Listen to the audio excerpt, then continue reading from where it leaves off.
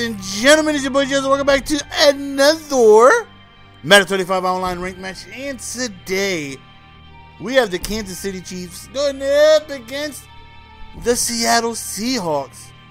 Now, anytime you go up against the Seahawks, you generally want to have, a good game plan, because they're arguably the best team in the game. So, I definitely liked the team I had heading into the matchup. Anytime I have a team that has a dominant running back going up against the Seahawks is, a team where I like my chances, because obviously with Jamaal Charles, you want to be able to run the ball, keep the ball on the ground, and have success through him.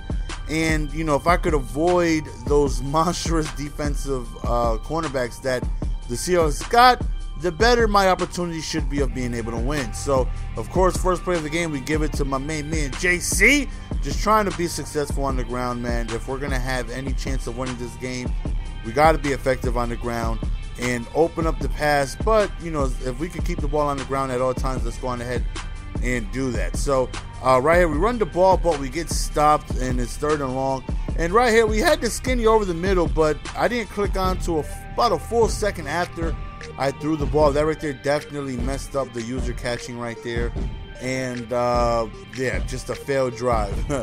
4th down was a no-go. He catches us first play with a comeback route, and then he does a nice little 20-80 in the air as a celebration as he goes up 7-0. So that's like, okay, we're already down one possession. Hopefully we can just go on ahead and somehow get that possession back. The Seahawks have such a monstrous offensive, running back themselves.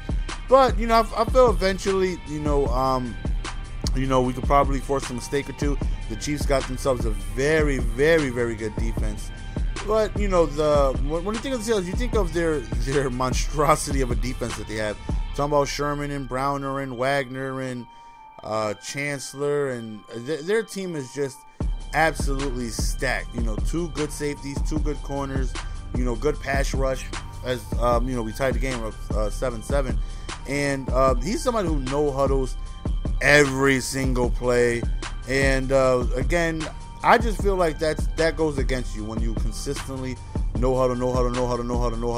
One, you're at the risk of fumbling because your guys are extra fatigued out there, and 2, it just makes it easier for me to pick up, on your offense, because, you're continuously, especially, him, like he did the same play over and over. Right here, I wanted to throw something out of the window. We catch an interception. It's a fumble, and he recovers, and it's now 1st down from him. And I'm thinking to myself, are you kidding me? We stop him, we get the ball, and we fumble on the interception return. Ah, man, frustration level 1,000. 1,000, because for me, stops don't come that easy. You know what I mean? I definitely feel like I work hard for each and every single defensive stop, and then to just give the ball right back, oh man, I was extremely frustrated. Now he's starting to pound the ball a little bit with Marshawn. He generally has the same play. He'll come out like in a 4-receiver set, then he'll motion out his running back, and he has a slant over the middle with his tight end, and there's a couple routes over the middle, and I feel like, no huddling, I've already seen, like, it's only been a corner, but I've already seen damn near everything he has to offer. You know what I mean? I've seen almost every offensive play he likes to run. So that's why I personally stay away from no huddling. It's just, for the fact that I don't want to continuously show everything. I want to take my time, baby. Take my time. But, no huddling is, I've no huddled. This is the first Madden, actually, where I've ran a no huddle offense. I've usually always no huddle, because you want to keep the defense on their toes. And, it can be tough stopping a no huddle offense. But this is actually the first year I've gone away from it, and I think I've benefited from it, just taking my time going back into the huddle. Even if I'm going to select the exact same play, still going to the huddle, take your time, and I think it's benefited me a lot. Right here, we go to the read option with Smith, and he tries to let us score right there, but we decide to slide down. He wants the ball back, before halftime, and I'm definitely a little weary of that, because he does get ball at halftime. So Right here, you see he backs everybody up. He's trying to let me score. I decide to just get tackled on the 1 yard line.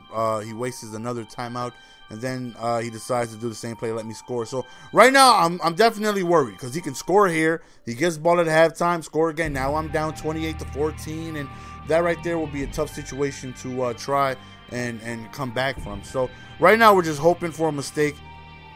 Right there, he throws right over the middle. I'm sorry, son, but no of you. Give it to me, baby. That right there was a huge interception. That right there gave us the ball in great field position.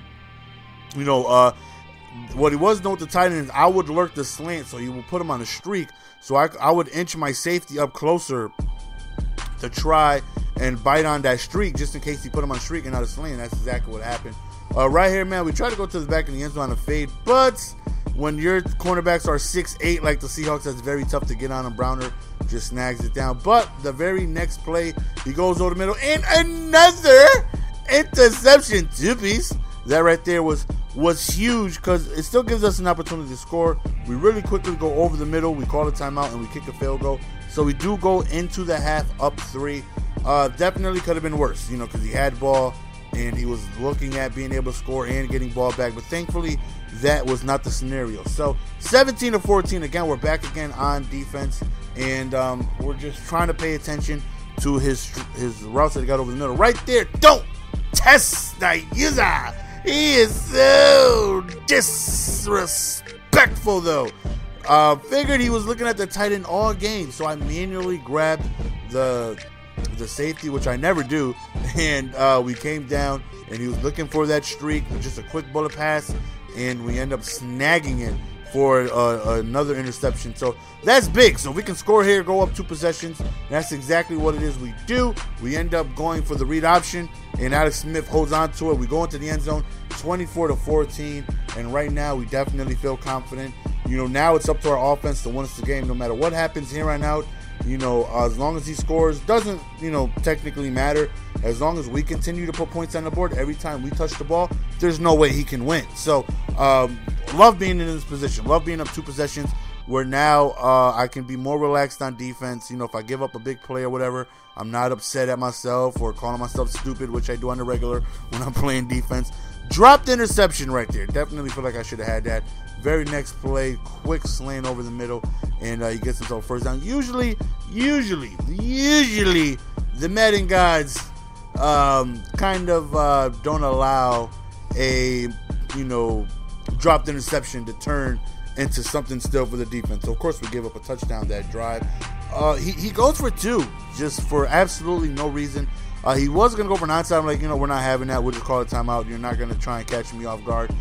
No idea why he went for 2 there. That right there, I don't know. You know what I mean? So, I mean, I understand that if he got it, it would be 22-24. A field goal would give him the lead. But on the flip side, he didn't get it. So now a field goal, instead of, you know, putting me up 6, which it would be if he took the PAT, now keeps me up a full touchdown. So I think that right there definitely hurts him, you know, at the end of the day. So right here we go for a read option. We hand it off and we get ourselves another first down. You know, field goal puts us up a full touchdown. So we're fine with that. If the situation calls for it, we will kick a field goal and keep up, you know, a 1 touchdown lead. But of course, we want to get in that end zone. So really quick play over the middle right here. We got ourselves a manageable 3rd and 4 situation. Let's see if we can pick up the first down. We called the wide receiver screen, but he called man-to-man for like the first time all game. So we just go to a really quick corner route, which we ended up nailing, and we just fall down. We take it down to the 4th quarter. Right here, we run up the middle with the fullback dive, get stopped on the 1 yard line. He's out of all of his timeouts. He wasted his timeouts. I believe one was like on a challenge. Another one was on that last drive. He called the timeout a little bit before the 4th quarter to stop the clock. I don't know. You know, timeouts are so important in the second half. So he's definitely at a disadvantage, being down multiple possessions and not having those timeouts. And it's a fumble, and we recover it, and we are up 11. A field goal puts us up 14. Or let's see if we can go out there and score. Alex Smith is out for the remainder of the game. He got hurt on that QB sneak touchdown, and he's out for the rest of the game. But our replacement does a great run, quick fullback dive, and we are now up 18. And now I feel like this game is over. He hasn't really, besides me making, you know, couple mistakes the first drive. We've been really successful offensively. We've been able to run the ball. We've been able to pass the ball pretty well. Haven't passed the ball too much, but the few times I have, we've been pretty successful. Right there, he scores a touchdown. It's still like, you know what, still no big worry. He should come out. He goes for 2 and doesn't get it again. So he should come out in an onside, which he did. He come out and squib, try to, but we know how to make sure we grab that. So that's what we do. All we really got to do right here is just kill some time, stay in bounds, and right there, definitely a bad play on my part. You got to stay in bounds. 3rd and 2 right here. See if we can pick up the first down. We back up, and we do right over the middle, the angle route with the tight end. And right now, since he doesn't have any timeouts, we just get to kill the clock, and we get to just keep the ball on the ground, keep the clock rolling. So then this happened. We fumbled, and I kind of, whatever reason, I called a wildcat play. I don't know why. I really don't. But figure, let's just call a run play, keep the ball on the ground, and I do that. And Jamal Charles fumbles, which of course he recovers. And now I'm thinking to myself, all right, as long as we get an onside, there's nothing he can do. This is where if he had those timeouts, he would have been good. But since he wasted them, now there's nothing he can do to stop the clock. He goes for 2 again, and he doesn't get it. So he missed out on 3 points. Right here, he goes for the onside. We recover. So we just kill the clock. Like I said, no timeouts. There's nothing you can do. And we end up barely winning, but a victory is a victory. Like the great Vin Diesel once said, doesn't matter if you win by an inch or you win by a mile. Winning is winning. It's an ugly victory, but we come up with the W at the end of the day. So that's the end of the game, guys. Hope you guys enjoyed it. We do come away with 11 points. So he's ranked somewhere in the top, I don't know, 1,000 somewhere.